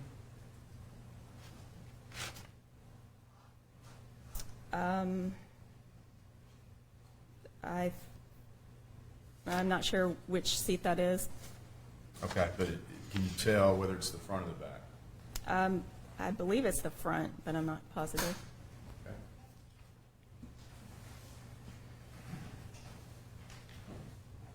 N? I believe that's the rear seat again.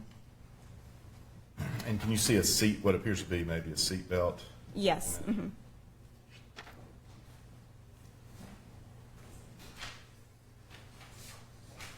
O?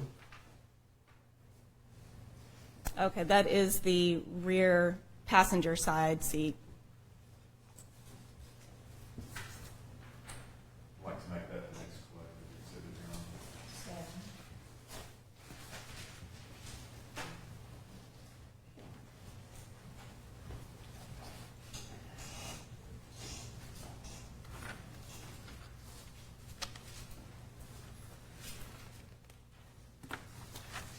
Now, after Officer Linville took those pictures. Did you, in searching the vehicle, did you remove the items that were inside the vehicle? Yes, I did. On June 3rd, I started taking photographs and collecting items from the vehicle. All right.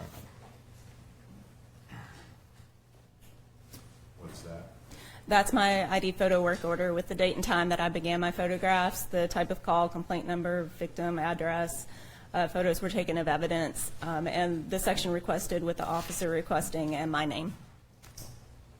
That would be A of the next exhibit. This would be B, and again, what does that appear to be? That's the exterior of the vehicle from the driver's side.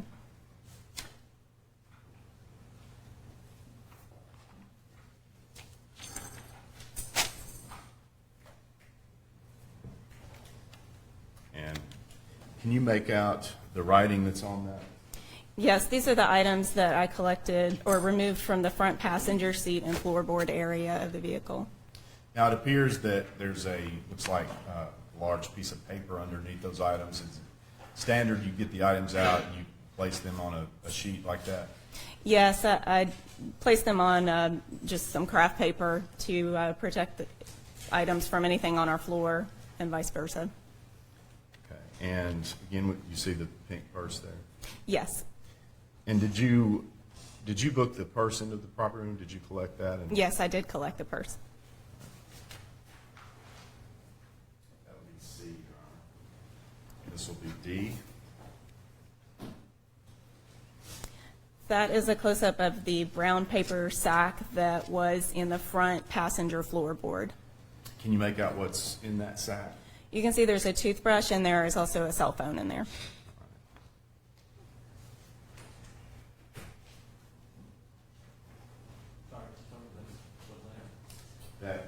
That was D.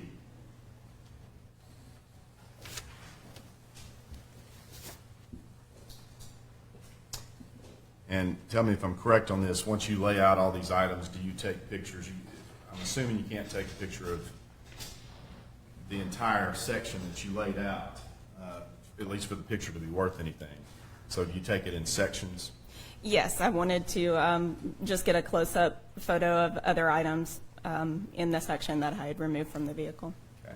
And in that picture, do you see a aftershock can? Yes. And was that an item, and we're going to get to this in a little bit, was that an item you collected and took latents from? Yes, I did. That's E. F. Are these items from that same area? Yes, this is the same area.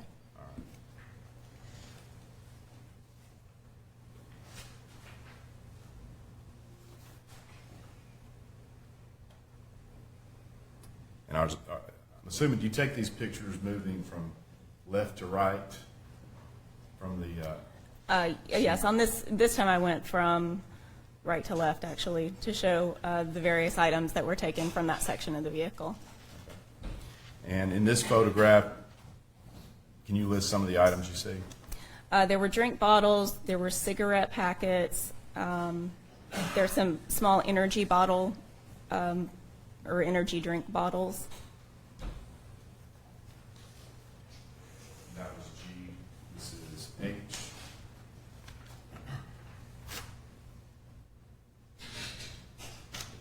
Now, in this photograph, and again, jumping ahead, I'm going to ask you about the items that you collected. Did you collect Marlboro pack from this picture here? Yes, I did. And were latent prints developed from that? Yes, I did develop latent prints on that. And we had mentioned well, no, we didn't. The American Spirit cigarettes. Did you collect those? Yes, I collected 4 of the American Spirit cigarette packs. Were you able to develop prints off of those? I developed latent prints on 2 of the 4 packs. Okay. And then the bottles. Did you collect plastic bottles? Yes, I collected 4 plastic bottles. And were there prints developed from those? On 3 of the 4, there were latent prints collected. And lastly, the energy shot bottles. Did you collect those? I collected the 2 energy shot bottles, and there were no latent prints on those. And that was H. This would be I. Again, we're just trying to round out all the items that you found in that front area. Yes, the upper corner of that sheet of paper where I put all the items from that area of the vehicle.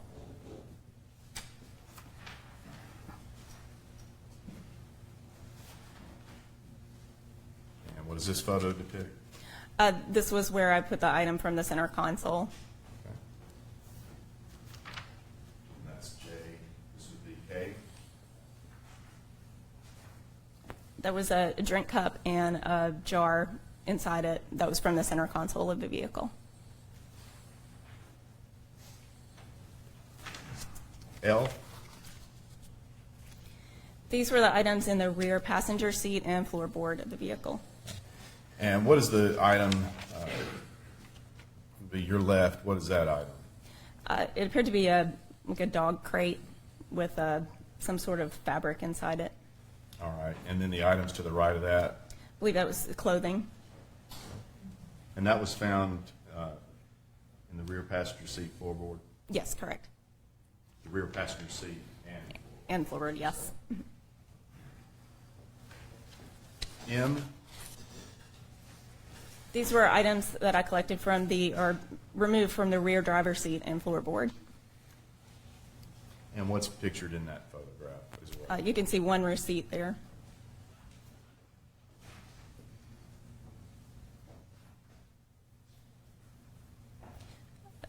That's the same receipt on my far left, and then 2 additional receipts that were collected and are removed from the same area. And do you recall, were there many receipts found in that area?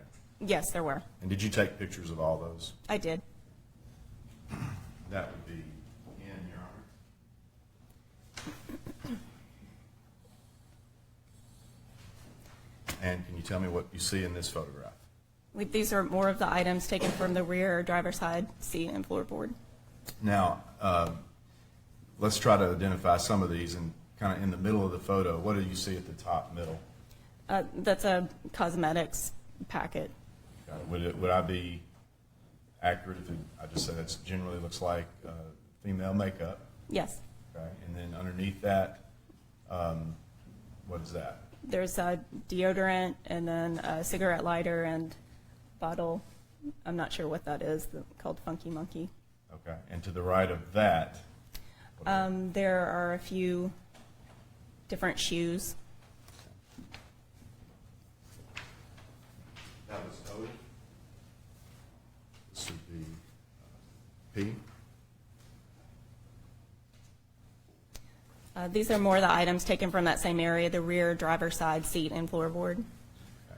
In the bottom left of that photo, is that more makeup?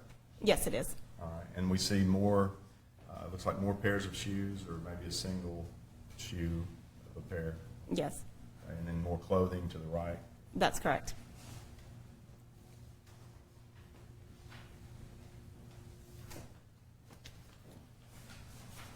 These were items that I took from the pocket on the back of the driver's seat. Okay. Now, do you agree with me? It looks like maybe $15 or $20 there. Yes, I believe it was 15.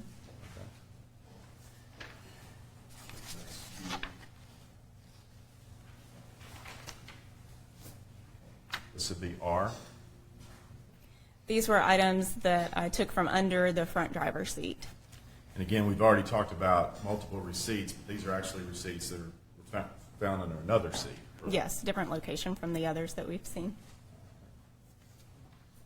And there was an item in the middle of that. You know what that item was? It looked like a cosmetics brush. Okay. You see it also here. Yes. That's S.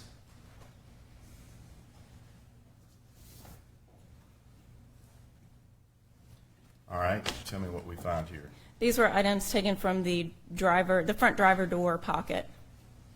Okay. And in particular, do you see the item underneath what appears to be a CD? Yes. Okay. And what is that? I can see a MasterCard logo on it. Okay. And that was found in the driver door pocket of the vehicle? Yes, MasterCard? the front driver door. Okay. That was T. U.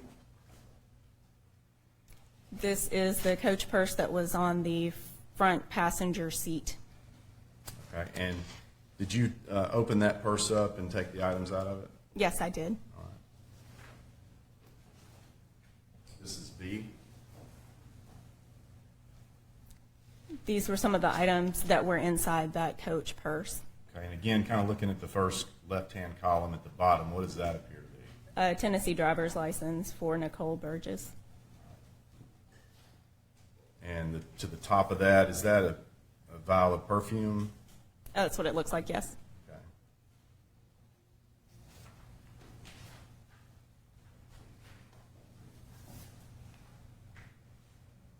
And were these also items found in the purse? Yes, they are. And we see receipts. What is in the middle of the receipts? That was a PayPal MasterCard. That is W. Your Honor. This is X. Again, are these items from the purse? Yes, they are. And in the left side column, do we have what we refer to as Social Security cards? Yes, there are two. And do you know whose Social Security cards those were? One is Nicole Burgess, and I believe the other one is Tiernan Burgess. Thank you. That was X. Should be Y. Yes. This is the Samsung Verizon phone that was in the brown paper sack that was in the front passenger floorboard. All right. This will be Z. This is the other side of the same cell phone. And do you attempt to get further information identifying that item? Yes, that's a photo of the plate on the inside of the phone that has the SKU number and the model number and their identifying numbers. Do you remember if you processed this item for prints? I did process it with powder, but I did not recover latent prints. That would be AA. AA, Your Honor, correct. And I'd like to make these the next. That's 8A through AA. Ms. Whitaker, that phone reminds me, it's a cell phone. You would think that you would find prints, but for the reasons you stated earlier, it could have been. It could have been the way the phone was touched. It could have been when it was placed in the bag, prints were smeared. There are a number of reasons that prints would not appear on the phone. I'll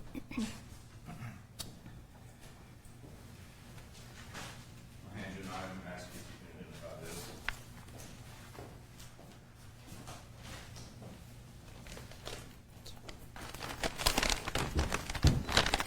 This is the bag that I used to place the pink purse with its contents.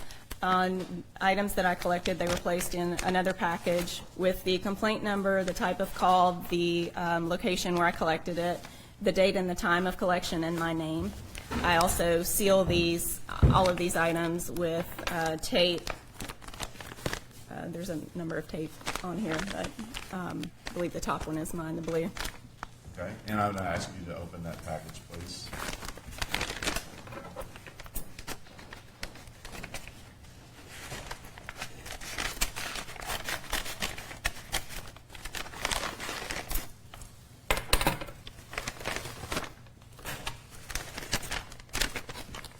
And this is the pink coach purse, that was in the front passenger seat.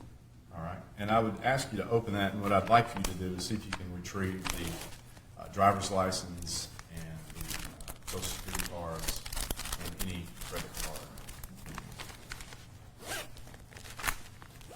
Okay. Does that appear to be the same driver's license we've mentioned previously, Yes, it is. and the same Social Security cards? I see only one so far.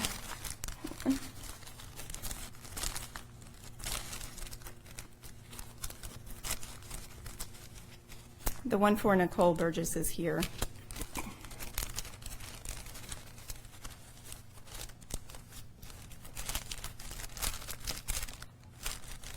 I don't see the one for Tiernan Burgess. Okay. You see a credit card? Yes, there is a credit card. It's the PayPal credit card, MasterCard for Nicole Burgess. Okay. And are there other items like the receipts and those things that you? Yes, there are a number of receipts in here, other items. I'd like to make that the next exhibit, Your Honor.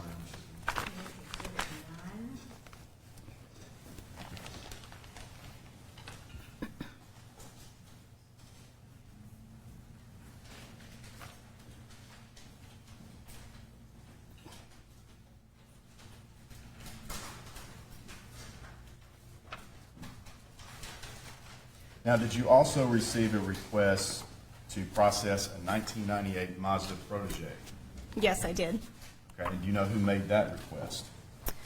This request has Detective Steve Jolly's name on it. And what were you asked to do in his request? This one requested,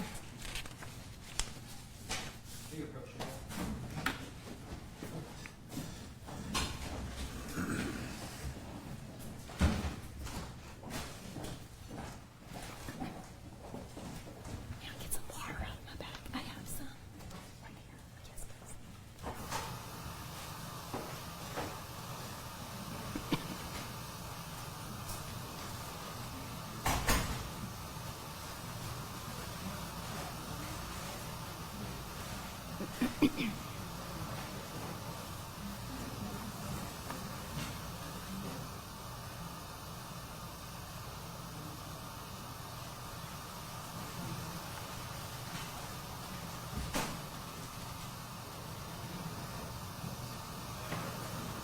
Thank you so much.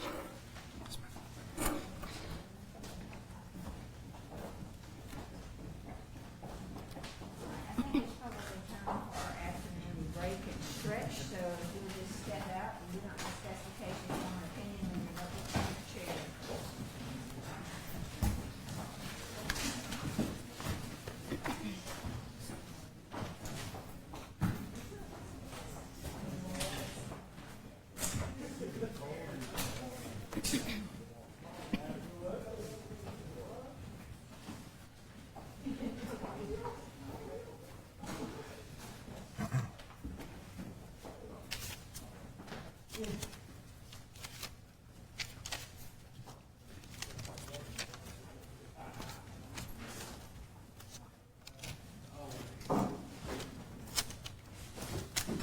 But if you need to take a break, but do not to talk to anybody, that includes the attorney. We're going to take about 10 or 15 minutes.